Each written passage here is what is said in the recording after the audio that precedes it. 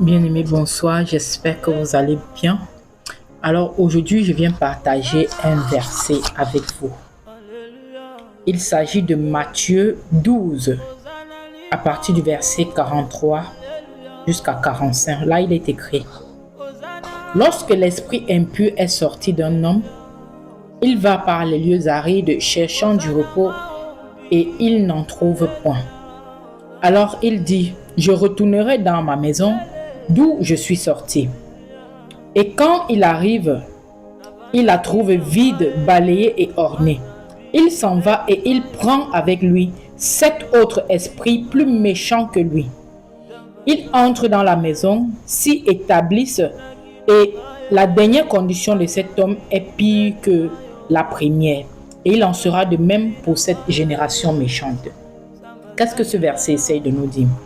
Ce verset essaie de nous dire que lorsque tu es passé par un processus de délivrance, bien aimé, il est encore possible que l'esprit qui est sorti de ton corps puisse revenir. Donc, le pasteur ou le prophète peut te délivrer aujourd'hui et demain, l'esprit là revient. Si tu n'as pas barricadé la maison. Lorsqu'on parle de maison ici, on parle de ton corps qui est le temple de Dieu. D'accord? Donc, lorsque tu es passé par un processus de délivrance, bien-aimé, tu dois tout faire pour être revêtu, pour être rempli de l'Esprit de Dieu. Parce que la parole de Dieu nous dit en Ésaïe 59, verset 19, lorsque l'ennemi viendra comme un fleuve, l'Esprit de l'Éternel le mettra en fuite. C'est-à-dire, lorsque l'esprit impur, comme il est parti, quand il reviendra, s'il trouve la maison balayée, ornée, vide, comme cela a été expliqué dans ce verset, il va dire: ok, je vois qu'il n'y a aucun gardien, il n'y a rien, il n'y a aucune protection. Alors il part chercher d'autres esprits plus méchants que lui et il vient, il s'y installe. Et ta condition est plus compliquée que la première condition de délivrance par laquelle tu es passé.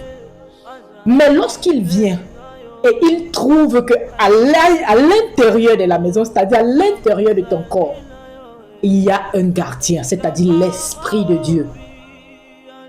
Et cet esprit le mettra en fuite, comme la parole le dit en Ésaïe 59.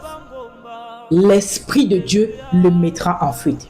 Donc, le plus dur, ce n'est pas d'être délivré. Le plus dur, c'est de maintenir la situation dans laquelle tu te trouves. C'est-à-dire maintenir la sainteté, maintenir la pureté, de maintenir pur, un temple, un vase pur, avec protection. C'est-à-dire si le Saint-Esprit n'est pas en toi. La parole de Dieu est claire. Celui qui n'a pas l'Esprit de Dieu ne lui appartient pas. Si tu n'as pas l'Esprit de Dieu, tu n'es pas sous protection. Tu n'es pas sous protection. Donc, je pense que la meilleure des choses à faire, c'est d'être revêtu du Saint-Esprit, d'être revêtu de la puissance de Dieu, d'être revêtu de l'Esprit de Dieu. Parce que si l'Esprit là revient, oh, bien-aimé, ta condition sera plus dangereuse. Même lorsque Satan a tenté Jésus dans le désert, il a tenté première fois, non? Il est parti. Il est revenu encore tenter deuxième fois, non? Il est parti. Il est revenu encore tenter troisième fois, non? Il est parti. Comme pour dire que lorsqu'un esprit est sorti, il doit revenir. On monte, on descend.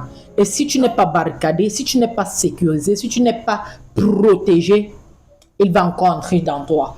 Et tu vas passer ta vie à faire les délivrances. Alors que tu peux déjà commencer je vais dire quoi? Appliquer la méthode préventive. C'est-à-dire, lorsqu'il vient, l'Esprit de l'Éternel le met en fuite.